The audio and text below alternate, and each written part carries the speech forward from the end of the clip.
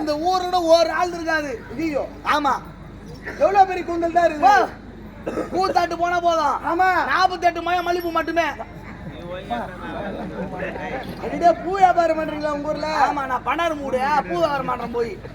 ஏன்னா கேட்க போறமா அதுவா என் மொண்டாடி ஒரு வேலையை மல்லிப்பூ 48 மயம். ஐயோ என் மொண்டாடி தள்ளி வச்சுட்டு வந்தாலும்னா ஆமா சும்மா அப்படியே கிரகமே வராம தெரியும். அடிடே சாமிக்கு அதான் மலர்வத்தா சும்மா கிரகமே வராம தெரியும். அதுவா ஓ அப்போ கிரகம் ஜோடிக்கிறீங்களா உங்க வீட்டுல? ஓ அவ்வளவு அழகா இருக்குமா?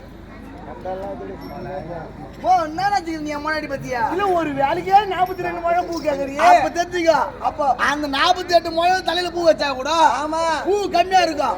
என் முன்னாடி முடி அதிகமா இருக்கும். ஐயோ அவ்வளவு பெரிய கூந்தலா இருக்குது. ஓ இந்த உலகத்திலேயே கூந்தல் மாதிரி ஒரு ஆளுக்கு இருக்காது. அப்ப எப்படிப்பட்ட கூந்தலப்பா? அப்படியே கயிற்றுக்கு மேல ஒரு சான் நிக்கும். அப்படியே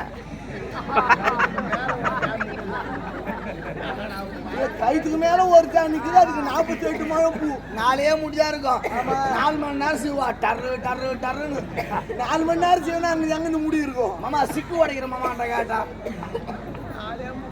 அதுவா அதுக்கே அது 4 முடிய 48 மழை பூ. நான் பூ வாங்கி தான் கணக்காரனா போடுறேன். இல்லை உனக்கு சோதனை இந்த பூவினால் இருக்கட்டும் மாதவன். கூந்தலும் அது கூந்தலுமா? இவ்வளவு கூந்தல் வந்துச்சுன்னா அது 2 ஷாம்பு.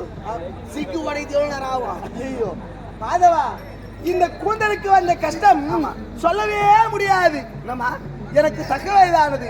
எனக்கு திருமணம் முடிக்க வேண்டும் என்று ஒரு வளையா வில்லை கொண்டு வந்திருக்கிறார் என்னுடைய தந்தையானவர். இந்த வளையா வில்லை யார் வளைக்கிறார்களோ வரட்டும்பா.